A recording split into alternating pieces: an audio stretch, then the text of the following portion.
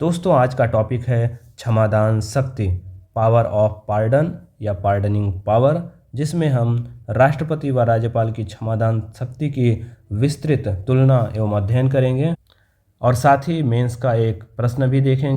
Mains के UPPCS GS2 में पूछे गए इस सवाल को सॉल्व करेंगे, जिसमें राष्ट्रपति व राज्यपाल की क्षमादान शक्ति की तुलना की गई है।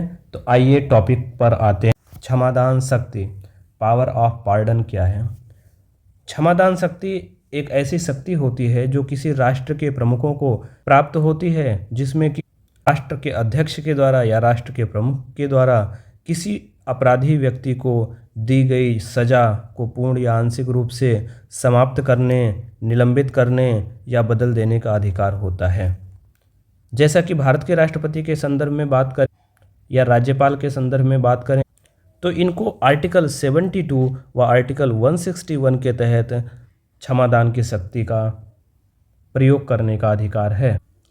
जो क्षमादान की शक्ति होता है, इसको अक्सर हम मर्सी पिटीशन यानी दया याचिका के रूप में देखते हैं। तो दोस्तों सबसे पहले हम इस टॉपिक को समझेंगे। मर्सी पिटीशन यानी कि दया याचिका होती क्या है? तो दया याचिका क्या होती है? एक अपराधी के द्वारा, एक जो अपराधी होगा वह अपने सज़ा के खिलाफ अंतिम विकल्प के रूप में, अंतिम आवेदन के रूप में दया याचिका मर्सी पिटीशन का प्रयोग करता है। तो दोस्तों एक अपराधी मान लीजिए है, इसके खिलाफ कोई मामला डिस्ट्रिक्ट न्यायालय में, जिला न्यायालय में गया। तो जिला न्यायालय में क्या हुआ कि इसे अपराधी घोषित कर दिया गया। अब जिला न्यायालय से इसने अपील किया। कहाँ पे अपील किया? हाई कोर्ट में, उच्च न्यायालय में अपील किया। मान लीजिए उच्च न्यायालय ने भी इसके खिलाफ फैसला दिया। फिर इसने अपील कहाँ किया?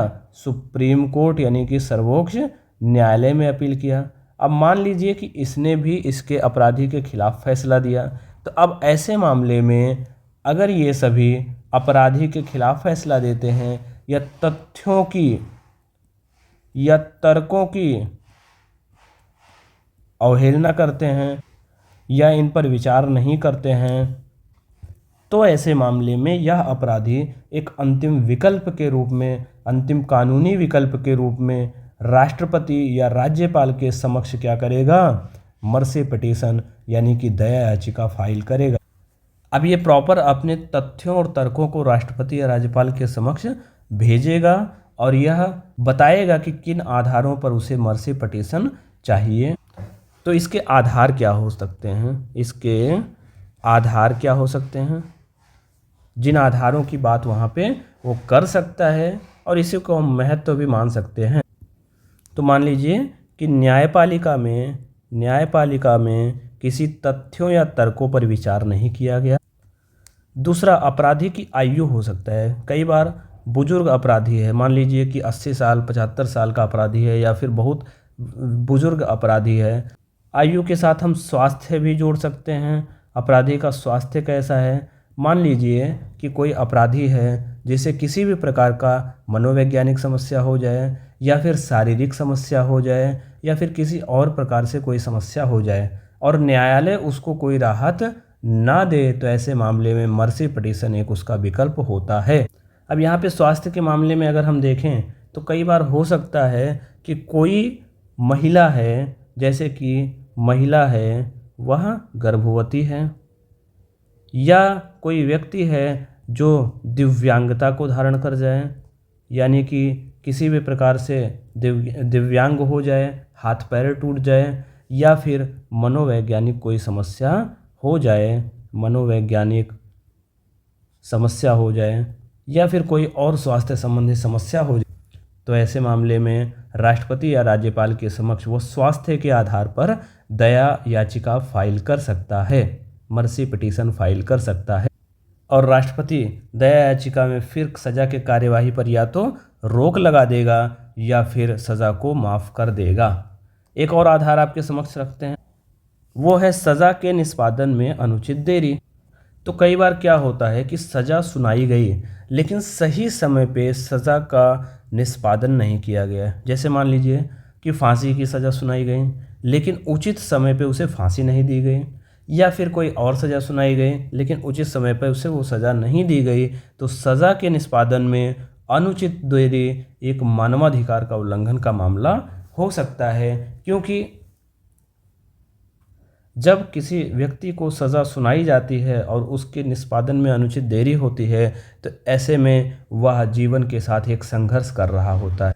तो इन मामलों में भी राष्ट्रपति या राज्यपाल के साथ समक्ष दया याचिका का आवेदन या अनुरोध कर सकता है। इसके साथ ही अन्य मानवीय अधिकार भी हो सकता है।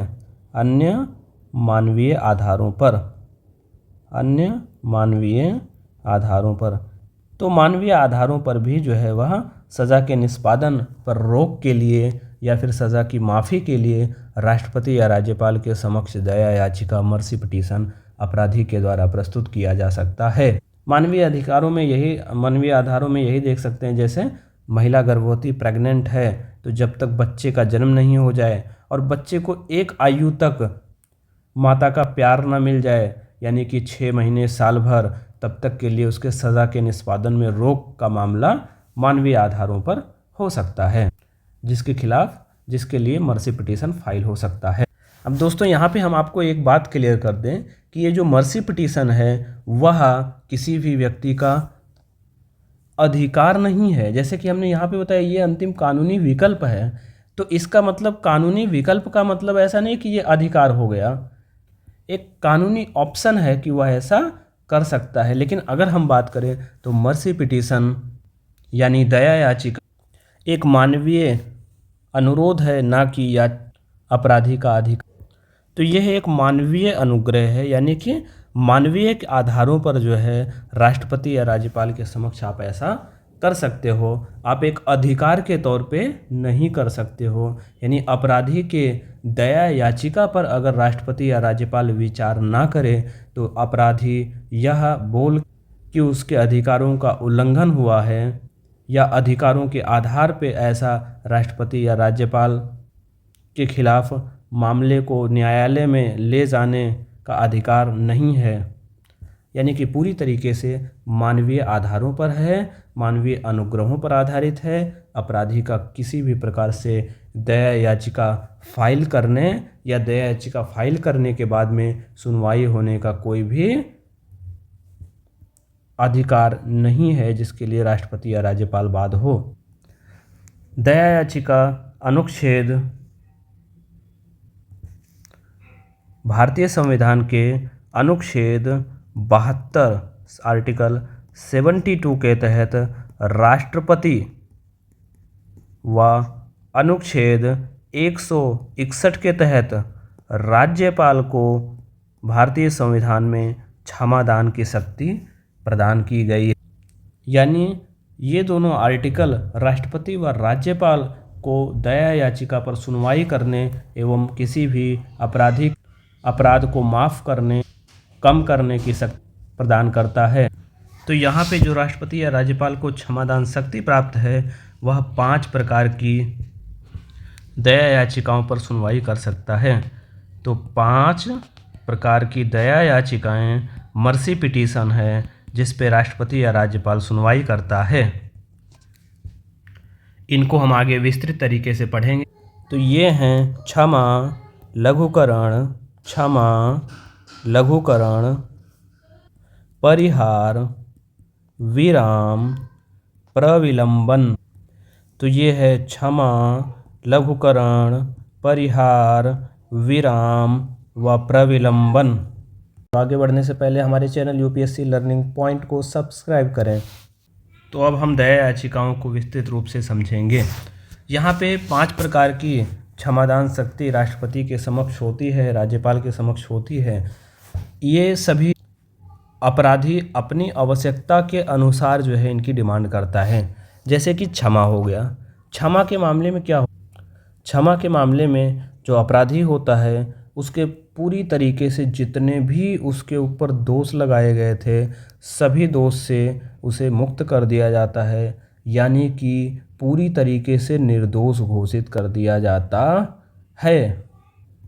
अब इसमें होता क्या है, पार्डन में होता क्या है, जैसे मान लीजिए कोई अपराधी है, इसने किसी मामले में न्यायालय से कोई सज़ा सुनाई इसके, लेकिन इसको पता है कि वह उचित आधार पर न्यायालय ने फैसला नहीं सुनाया है या न्यायालय ने किसी तथ्य या तर्क की उपेक्षा की है, तो ऐसे मामले में वह अपराधी, वह संबंधित व्यक्ति जो है वह राष्ट्रपति या राज्यपाल के समक्ष जो है मर्सी पिटीशन यानी कि दया याचिका फाइल करेगा और बोलेगा कि हमारे इस दंड को क्षमा किया जाए, हमें इससे क्षमा किया जाए।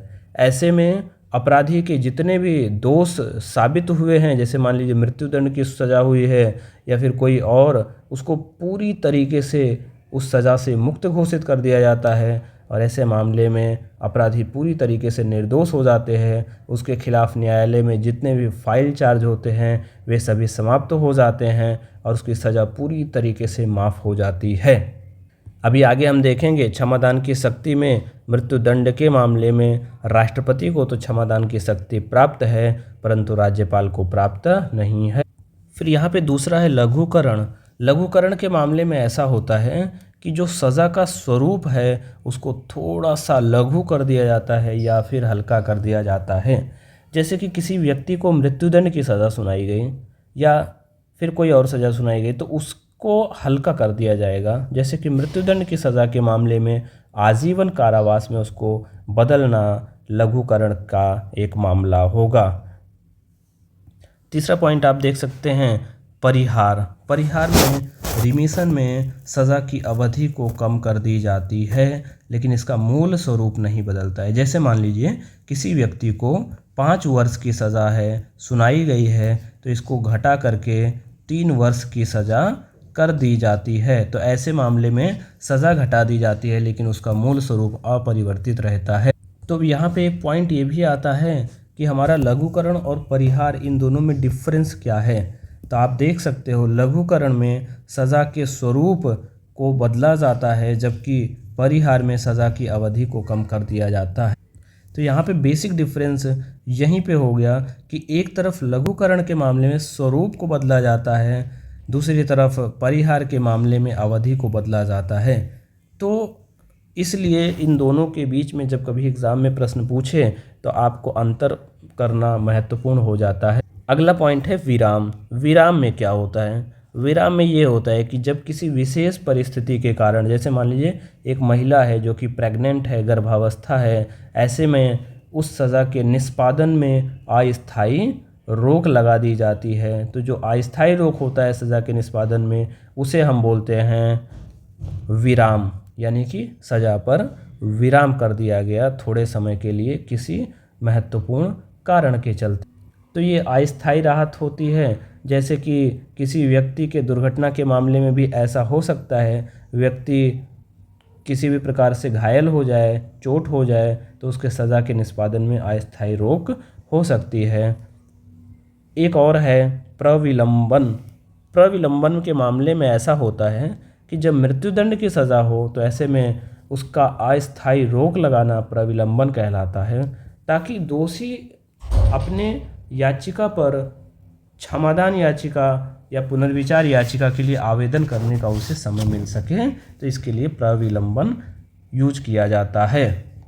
तो यहाँ पे विराम और प्रविलंबन में मेन डिफरेंस ये हो गया कि विराम का उद्देश्य होता है कि किसी स्वास्थ्य कारण या किसी विशेष परिस्थिति के कारण सज़ा के निष्पादन में अस्थायी रूप से रोक या राहत दी जाती है, जबकि प्रविलंबन के मामले में क्षमा याचिका या पुनर्विचार के लिए आवेदन कर सके उसके लिए थोड़ा और एक्स्ट्रा समय इसको मिल सके, इसलिए प्रविलंबन का यूज किया जाता है।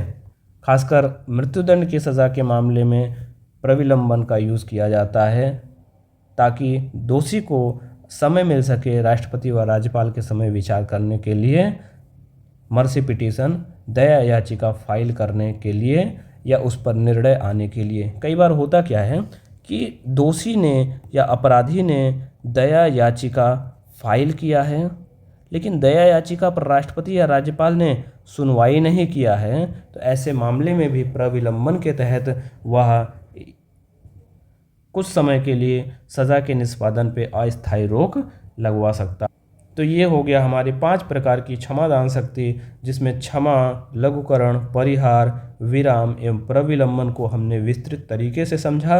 लघुकरण व परिहार के बीच में जो डिफरेंस है उनको समझा, क्योंकि ये एग्ज़ाम की दृष्टि से बहुत ही महत्वपूर्ण पॉइंट हैं, क्योंकि अक्सर एग्ज़ाम में इनका डिफरेंस पूछा जाता है। अब हम नेक्स्ट पार्ट की बात करेंगे, राष्ट्रपति व राज्यपाल की क्षमादान शक्ति की तुलना। अभी तक हम क्या पढ़ रहे थे कि राष्ट्रपति व राज्यपाल दोनों को क्षमादान की शक्ति प्राप्त है, लेकिन इन दोनों के बीच में कुछ ना कुछ डिफरेंस है जो कि हम यहाँ पे अध्ययन करेंगे। तो हम देखेंगे किन आधारों पर राष्ट्रपति व राज्यपाल की क्षमादान की शक्ति में डिफरेंस या फिर तुलना की जाती है। तो आप सभी जानते हैं राष्ट्रपति को आर्टिकल 72 के तहत व राज्यपाल को आर्टिकल 161 के तहत क्षमादान की शक्ति प्राप्त है।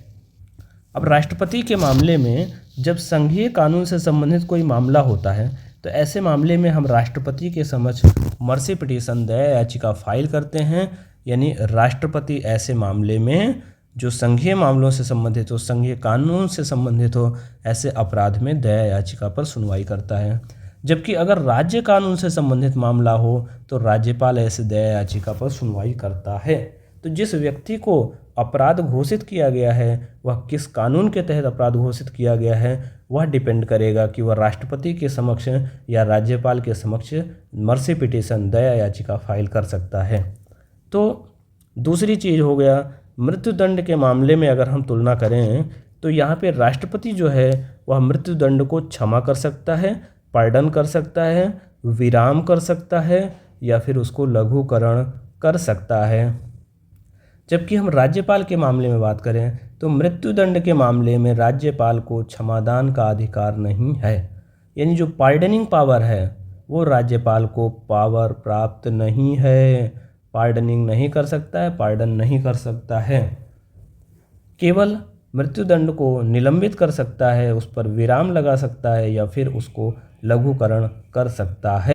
तो कभी भी आपसे ये प्रश्न पूछे कि क्या मृत्युदंड को राज्यपाल क्षमा कर सकता है तो ये कथन गलत होगा, क्योंकि मृत्युदंड के मामले में राज्यपाल क्षमादान नहीं दे सकता है, निलंबित, विराम या लघुकरण कर सकता है। मतलब क्षमादान शक्ति का प्रयोग तो कर सकता है परंतु वह मृत्युदंड को पूर्णतः क्षमा नहीं कर सकता है। उसके लिए आपको राष्ट्रपति के समक्ष जाना होगा। तो अभी हमने देखा कि राज्यपाल मृत्युदंड के मामले में क्षमा नहीं कर सकता है। तो ऐसे मामले में किसी व्यक्ति को मृत्युदंड हुई है और उसे राज्य कानून के तहत मृत्युदंड हुई है तो वह क्या क्षमादान की शक्ति नहीं प्राप्त कर सकेगा? तो नहीं। जब कभी भी मृत्युदंड हो तो ऐसे मामले में राष्ट्रपति के समक्ष राज्य कानूनों के तहत अपराध अगर हो तब भी राष्ट्रपति को यह अधिकार है कि मृत्युदंड को क्षमा कर सकता है। यह इसलिए किया गया है क्योंकि मृत्युदंड को पूर्णतः क्षमा करने की राज्यपाल की शक्ति है ही नहीं। तो यहाँ पे इस पॉइंट को नोट कर लेते। अब इसके बाद हमारा हो गया कोर्ट मार्शल। अगर हो कभी भी अगर कोर्ट मार्शल यानी कि सज़ा सैन्य न्यायालय ने सुनाई हो या सेना के द्वारा सुनाई गई सज़ा हो तो ऐसे मामले में राष्ट्रपति ही कोर्ट मार्शल के मामले में क्षमादान कर सकता है, मर्सी पिटीशन पर सुनवाई कर सकता है। राज्यपाल को कोर्ट मार्शल के मामले में मर्सी पिटीशन पर सुनवाई करने की कोई भी शक्ति नहीं है। अब यहाँ पे आपके मन में क्यूरियोसिटी आ सकती है कि ये कोर्ट मार्शल क्या है।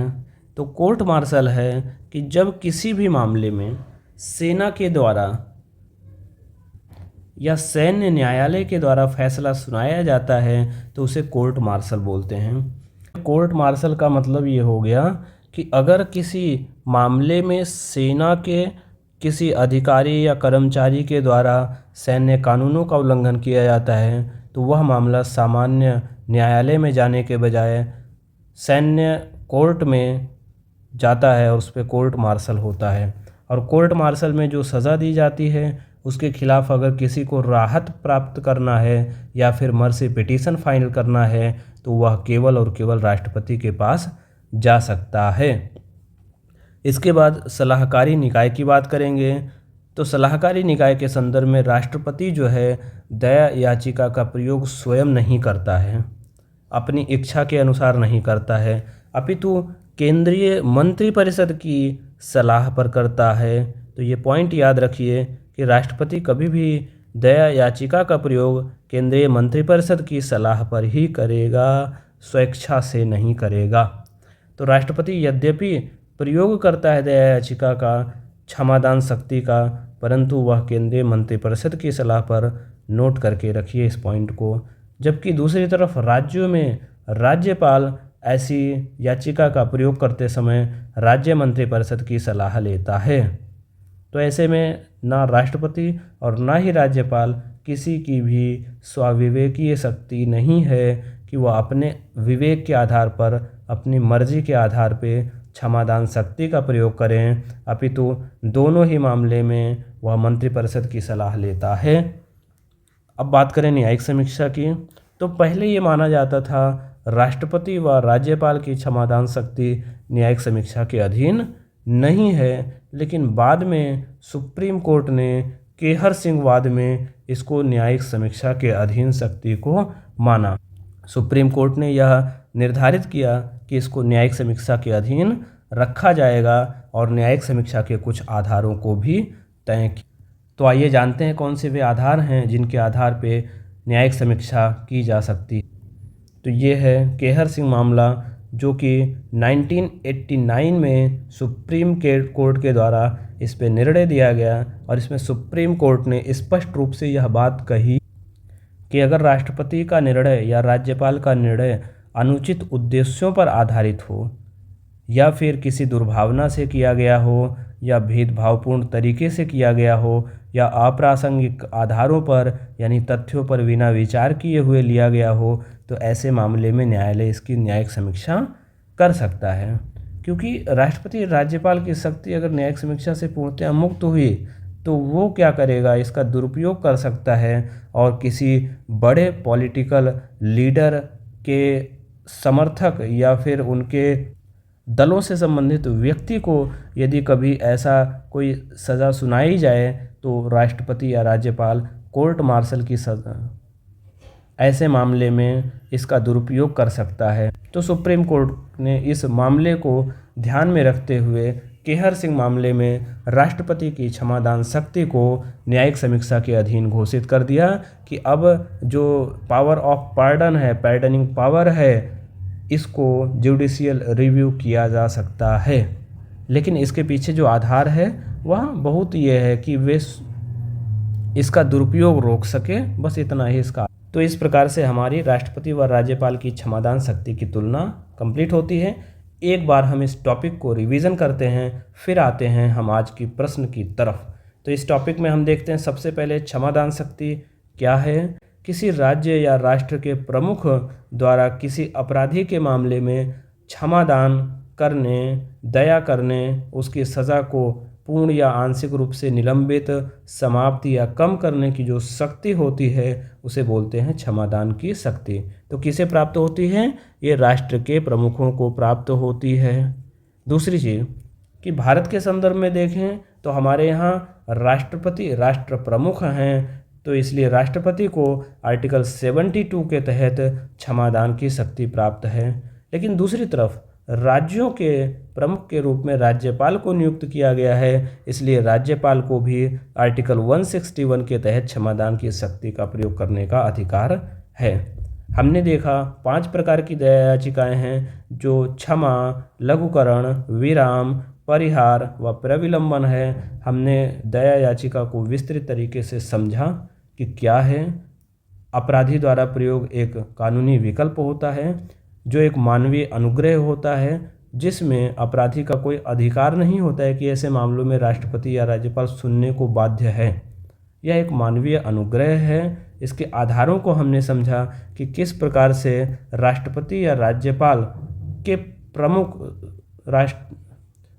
इसके आधारों को हमने समझा कि आप किस तरीके से राष्ट्रपति या राज्यपाल के समक्ष मर्सी पिटीशन को फाइल कर सकते हो, तब जबकि न्यायालय ने आपके तथ्यों या तर्कों की उपेक्षा की हो, दूसरा पॉइंट कि अपराधी की आयु व स्वास्थ्य से संबंधित कोई मामला हो, जैसे महिला प्रेग्नेंट हो या किसी दिव्यांगता का शिकार हो जाए अपराधी, या कुछ मनोवैज्ञानिक समस्याएं हो जाएं, तो ऐसे मामले, या फिर सज़ा के निष्पादन में अनुचित देरी हो, तो अपराधी मानवाधिकारों की रक्षा के नाम पे भी जा सकता है, या कोई और मानवीय आधार हो सकते हैं जिनके आधार पे अपराधी यहाँ पे जा सकता है मर्सी पिटीशन फाइल करने। इसके बाद हमने इस चीज़ को समझा कि जो 5 प्रकार की क्षमादान शक्ति है, क्षमा, लघुकरण, परिहार, विराम, प्रविलंबन, इनके बीच में बेसिक डिफरेंस को हमने समझा। हम इनको डिस्क्रिप्टिव रूप में समझा। लघुकरण व परिहार में डिफरेंस क्या है, हमने इसको देखा कि लघुकरण में केवल स्वरूप को हल्का किया जाता है, जबकि लघुकरण में स्वरूप को हल्का किया जाता है, जिसमें सज़ा की अवधि भी कम हो जाती है और सज़ा का जो टफनेस है, हार्डनेस है, वो भी कम हो जाती है, जैसे मृत्युदंड को आजीवन कारावास में बदल देना। लेकिन परिहार के मामले में केवल और केवल अवधि कम की जाती है, जैसे 5 वर्ष की सज़ा थी तो अभी बदल के 3 वर्ष करना। हमने विराम को देखा कि किसी मामले में, विशेष परिस्थितियों में, जैसे प्रेगनेंसी के मामले में अस्थायी राहत होती है। प्रविलंबन को देखा जहाँ पे किसी सज़ा के निष्पादन पे रोक इसलिए लगाई जाती है ताकि अपराधी राष्ट्रपति या राज्यपाल के समक्ष क्षमा याचिका प्रस्तुत कर सके या पुनर्विचार के लिए आवेदन कर सके। फिर हमने राष्ट्रपति राज्यपाल के बीच अंतर को, क्षमादान शक्ति के अंतर को समझा। हमने देखा कि राष्ट्रपति को संघीय मामलों में, संघीय कानूनों में क्षमादान शक्ति प्राप्त है, जबकि राज्यपाल को राज्य कानूनों के तहत घोषित अपराधों में प्राप्त है। मृत्युदंड के मामले में हमने देखा कि राज्यपाल को कोई शक्ति प्राप्त नहीं है कि क्षमा कर सके। हाँ, उसे निलंबित या विराम या उसको लघुकरण कर सकता है, यानी कि मृत्युदंड को आजीवन कारावास में राज्यपाल बदल सकता है, परंतु मृत्युदंड को माफ़ करने का अधिकार राज्यपाल को नहीं है। तो ऐसे मामले में राष्ट्रपति के समक्ष मृत्युदंड को संबंधित राज्य कानूनों पर अगर कोई मामला होगा तब भी आप जा सकते हो। कोर्ट मार्शल के बारे में राज्यपाल को कोई अधिकार नहीं प्राप्त है, ऐसे मामले में राष्ट्रपति के समक्ष ही आपको जाना पड़ेगा अगर कोर्ट मार्शल के तहत कोई सज़ा सुनाई गई है। सलाहकारी निकाय की बात करें तो हमने देखा कि राष्ट्रपति व राज्यपाल इस शक्ति का प्रयोग अपनी स्वेच्छा के आधार पर न करके राज्य मंत्रिपरिषद व केंद्रीय मंत्रिपरिषद की सलाह पर करता है। जहां राष्ट्रपति केंद्रीय मंत्रिपरिषद की सलाह पर कार्य करता है, तो वहीं राज्यपाल राज्य मंत्रिपरिषद की सलाह पर इस शक्ति का प्रयोग करता है। हमने देखा किस प्रकार से केहर सिंह वाद में सुप्रीम कोर्ट ने न्यायिक समीक्षा के अधीन इस शक्ति को घोषित कर दिया, जिसके तहत राज्यपाल या राष्ट्रपति की अगर मर्सी पिटीशन या फिर क्षमादान की शक्ति अगर दुर्भावना से प्रेरित है या फिर अनुचित उद्देश्यों पर आधारित है या फिर भेदभावपूर्ण तरीके से प्रयोग की गई है या अप्रासंगिक तथ्यों पर आधारित है, तो ऐसे मामले में इसकी न्यायिक समीक्षा यानी जुडिशियल रिव्यू की जा सकती है। तो अब हम आते हैं आज के इस टॉपिक के मेंस के प्रश्न पर, जिसकी आंसर राइटिंग हम कर रहे हैं। तो ये है हमारा प्रश्न आज का, यूपीपीसीएस GS2 में 2023 में पूछा गया प्रश्न, जिसमें कि भारतीय संविधान के तहत अनुच्छेद 72 आर्टिकल 72 के तहत राज्यपाल की क्षमादान की शक्ति और राष्ट्रपति की शक्ति के बीच में तुलना करना है। प्रश्न है, राज्यपाल की क्षमादान अधिकार राष्ट्रपति के अधिकार से किस प्रकार से भिन्न है। तो अभी हमने जिन पॉइंट्स को पढ़ा है, समझा है, उन्हीं पॉइंट्स को यहाँ पे लिखना है। तो यहाँ सबसे पहले मैं एक बात क्लियर कर दूँ कि इस प्रश्न को देख के आप सभी को लग रहा होगा कुछ मिसप्रिंट है, परंतु यहाँ मिसप्रिंट नहीं है। ये यूपीपीसीएस GS2 2023 में जो पूछा गया सवाल है उसमें ही ऐसा लिखा हुआ है कि अनुच्छेद 72 यानी 72 के अंतर्गत राज्यपाल की क्षमादान का अधिकार राष्ट्रपति के अधिकार से किस प्रकार भिन्न है। तो ये ग्रामर मिस्टेक है, क्योंकि आर्टिकल 72 के अंतर्गत यहाँ पे लिखना चाहिए राष्ट्रपति का क्षमादान अधिकार राज्यपाल के क्षमादान अधिकार या शक्ति से किस प्रकार भिन्न है। तो ये आर्टिकल 72 राष्ट्रपति के संदर्भ में आप इंग्लिश देखोगे तो यहाँ पे president under article 72, power of the president under article 72 ऐसा लिखा हुआ है। तो ये प्रश्न पत्र में ऐसा ही छपा हुआ था, इसलिए हमने ऐसा ही यहाँ पे लिखा है। तो अब इसकी फ्रेमिंग अगर करें तो इस बार फ्रेमिंग आपको वीडियो को पॉज करके खुद से करना है। चूँकि हमने टॉपिक को पहले समझा दिया है तो हम केवल फ्रेमिंग करने का काम करेंगे। तो यहाँ सबसे पहले आप भूमिका में क्या लिखने वाले हैं, तो भूमिका में वही पॉइंट हम लिखेंगे कि क्षमादान का अधिकार जो है राष्ट्रपति व राज्यपाल को भारतीय संविधान के आर्टिकल 70 व आर्टिकल 161 के तहत प्राप्त है। क्षमादान के अधिकार के तहत राष्ट्रपति व राज्यपाल किसी भी अपराधी के अपराध को निलंबित, न्यून या क्षमा कर सकते। तो इस पॉइंट को आप भूमिका में लिखिए। अब मेन बॉडी पार्ट में मुख्य भाग में क्या लिखेंगे, मुख्य भाग में राष्ट्रपति व राज्यपाल के क्षमादान अधिकारों को तुलना करना है। तो राष्ट्रपति व राज्यपाल के क्षमादान शक्ति या क्षमादान अधिकारों की तुलना करेंगे। ये हो गया आपका मुख्य भाग। अभी हमने पीछे समझा है कि किस प्रकार से राष्ट्रपति व राज्यपाल के क्षमादान शक्ति में तुलना की जा सकती है। आप इसी पॉइंट को राष्ट्रपति व राज्यपाल के क्षमादान शक्ति की तुलना के इन सारे पॉइंट्स को यहाँ पे इसी फॉर्मेट में प्रॉपर टेबल बना करके आप यहाँ पे मेंस के आंसर में इसी टेबल के साथ में यहाँ पे आप मुख्य भाग लिखेंगे। तो मुख्य भाग में क्या लिखेंगे, यही चीज़ लिखेंगे कि यहाँ क्षमादान का दायरा क्या है। फिर यहाँ पे दूसरा पॉइंट लिखेंगे, मृत्युदंड के मामले में राज्यपाल को ये शक्ति प्राप्त नहीं है, राष्ट्रपति को ये शक्ति प्राप्त है। कोर्ट मार्शल का मामला रखेंगे, सलाहकारी निकाय रखेंगे और न्यायिक समीक्षा की शक्ति को रखेंगे और बताएंगे कि केहर सिंह मामले में न्यायिक समीक्षा के तहत क्षमादान शक्ति को रख दिया गया, शामिल कर लिया गया। देन आप तुलना करने के बाद वही सुप्रीम कोर्ट के निर्णय की बात करेंगे। वो केहर सिंह वाद जो हमने अभी बताया है, केहर सिंह मामले के साथ में आप इसको बताएंगे कि केहर सिंह मामले में किस तरीके से सुप्रीम कोर्ट ने इसको जुडिशियल रिव्यू न्यायिक समीक्षा के अधीन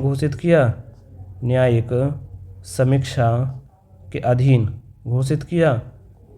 इसके बाद में आप इस प्रश्न के कंक्लूजन की तरफ जाएंगे और कंक्लूड कैसे करेंगे, कंक्लूड ऐसे करेंगे कि भारत के राष्ट्रपति को प्राप्त क्षमादान अधिकार राज्यपाल की तुलना में अत्यधिक व्यापक है, क्योंकि उसे न केवल मृत्युदंड के मामले बल्कि कोर्ट मार्शल के मामले में भी सुनवाई करने का अंतिम अधिकार प्राप्त है। तो ऐसा आप लिखोगे कंक्लूजन में। इसके साथ ही इस प्रश्न का एक प्रासंगिक उत्तर कंप्लीट होता है। तो यहाँ पे हमने समझा कि इस प्रश्न के सारे पार्ट को, चाहे भूमिका हो, चाहे मुख्य भाग हो या फिर कंक्लूजन को, कैसे आप लिखेंगे। आप पेन पेपर लेकर इस प्रश्न को लिखने का अभ्यास कर सकते हैं, प्रैक्टिस कर सकते हैं। हमसे जुड़े रहें दोस्तों, हमारे चैनल को सब्सक्राइब करें। आप देख रहे हैं हमारा चैनल यूपीएससी लर्निंग पॉइंट। अगर आपको वीडियो समझ में आया हो, पसंद आया हो, तो हमारे वीडियो को लाइक करें, शेयर करें और कमेंट में अपना सुझाव दें। हम आपकी प्रतिक्रिया का इंतज़ार कर रहे हैं। इस वीडियो की पीडीएफ आपको हमारे Telegram ID UPSC learning point पे मिल जाएगी। वहां जाके हमें फॉलो करें और पीडीएफ डाउनलोड करें। धन्यवाद।